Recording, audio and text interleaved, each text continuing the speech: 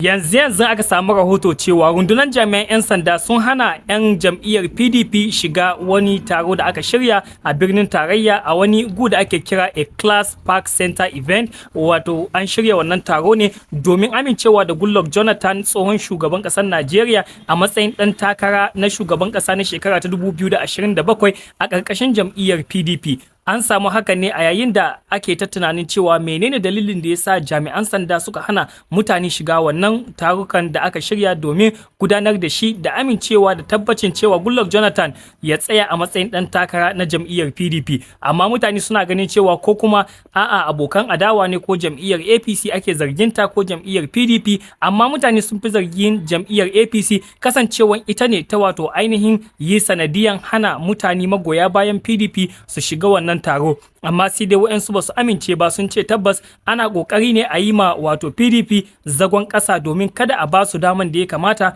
domin ana ganin cewa Goodluck Jonathan in ya tsaya matsayin ɗan takarar shugaban ƙasar Najeriya zai iya buge shugaban ƙasa Bola Ahmed Tinubu. Dalilin da ya sa kenan aka hana mabiyan shi shiga wannan taro da aka shirya a birnin tarayya Abuja. Shin kuna ganin cewa Goodluck Jonathan an hana mabiyan shi shiga wannan taro saboda ganin cewa za a shirya mishi zagon ƙasa ne domin kasancewan kan abin da ake so ya wakana, ko kuma kuna ganin cewa tsagin jam'iyyar APC ne suka shirya mishi wannan gadan zare domin kasancewan kada mabiyan shi su samu daman halartar wannan biki? Kuma shin kuna ganin cewa mutane sun amince da Goodluck Jonathan a matsayin dan takarar shugaban kasar Najeriya a shekara ta 2027? Kuma shin magoya bayan shi za su tsaya har karshen zabe, ko kuma kuna ganin cewa Goodluck Jonathan ba zai ma yi nasara ga baki ɗaya ba a jam'iyyar PDP ballata a ce har a je takarar shugaban kasa a shekara ta 2027? Shin kuna ganin cewa Goodluck Jonathan zai yi nasara a zaben, ko kuma kuna ganin cewa shugaban kasa Bola Ahmed Tinubu zai kayar da shi?